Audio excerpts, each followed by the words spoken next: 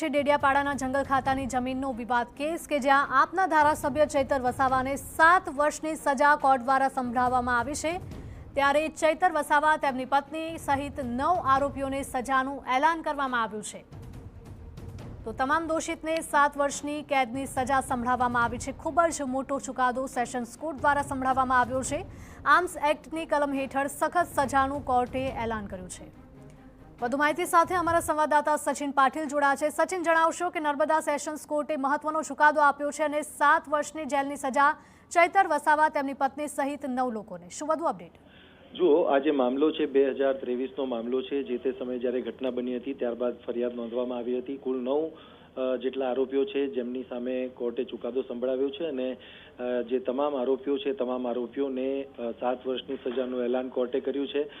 મહત્વની બાબત અહીંયા એ છે કે આર્મ્સ એક્ટનો જે ગુનો છે આર્મ્સ એક્ટના ગુના મુજબ પણ જે સખત કેદની સજાનું એલાન કરવામાં આવ્યું છે। 25,000નો દંડ અને સાથે જો દંડની રકમ ન ભરે તો વધુ 3 મહિનાની સજાનું જે એલાન છે કોર્ટ દ્વારા કરવામાં આવ્યું છે। સ્વાભાવિક રીતે ચૈતર વસાવાની મુશ્કેલી આનાથી વધી જાય છે, કારણ કે જે નિયમ છે નિયમ મુજબ 2 વર્ષથી વધુની સજા હોય તો એ જે પણ ધારાસભ્ય કે સાંસદ હોય તો એનું પદ એમાં જઈ શકે છે। ત્યારે આ સમગ્ર મામલે સ્વાભાવિક હજુ જે ચુકાદો છે એને ઉપલી કોર્ટમાં પડકારવા માટેનો સમય પણ કોર્ટ આપતી હોય છે, પરંતુ આ જે ઘટના છે એ ઘટનામાં જે પ્રકારની સ્થિતિ હમણાં સામે આવી છે એ ચૈતર વસાવા માટે જરૂરથી મુશ્કેલી ઊભી કરે એવી પ્રકારની છે। બિલકુલ સચિન, સાથે જ તમે દંડની જે વાત કરી, કેટલો દંડ ફટકારવામાં આવ્યો છે? હિરલ, આ જે સજાનું એલાન છે સજાના એલાનમાં હજુ ઘણી બધી વિગતો આવવાની બાકી છે, પરંતુ જે દંડ છે એ 25,000 રૂપિયાનો દંડ છે અને દંડની રકમ જો ન ભરે તો વધુ 3 મહિનાની સજા માટેનું એલાન કોર્ટે કરેલું છે।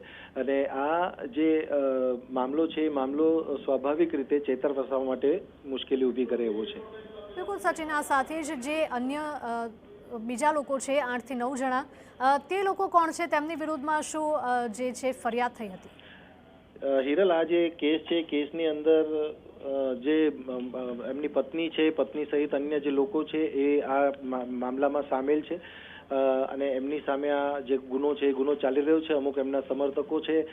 ત્યારે આ તમામ લોકો જે તે સમયે ઘટના સ્થળ પર હાજર હતા, જેમનો રોલ આ જે સમગ્ર ઘટનામાં તપાસ દરમિયાન સામે આવ્યો છે એ બાબતોને ધ્યાને લઈને કોર્ટે તમામને આરોપી બનાવ્યા હતા। 9 જેટલા જે આરોપીઓ છે એની સામે કોર્ટે એમને પહેલા દોષિત કરાર કર્યા છે અને દોષિત કર્યા બાદ આપણે જે કહીએ છીએ કે ક્વોન્ટમ ઓફ પનિશમેન્ટ, એટલે કે કોનો કયો રોલ હતો એ હિસાબે, પરંતુ આ જે આખો કેસ છે કેસમાં ક્વોન્ટમ ઓફ પનિશમેન્ટમાં કોર્ટે તમામ જે આરોપીઓ છે એમને 7 વર્ષની સજાનું એલાન કર્યું છે।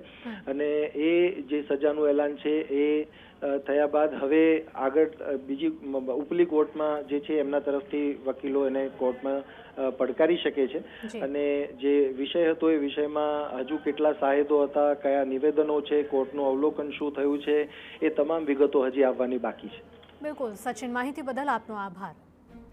તો આપના એમએલએ ચૈતર વસાવાની મુશ્કેલી વધી છે। ચૈતર વસાવા તેમની પત્ની સહિત 9 આરોપીઓને સજાનું એલાન સેશન્સ કોર્ટ દ્વારા કરવામાં આવ્યું છે અને તમામ દોષિતને 7 વર્ષની કેદની સજા પણ સંભળાવવામાં આવી છે।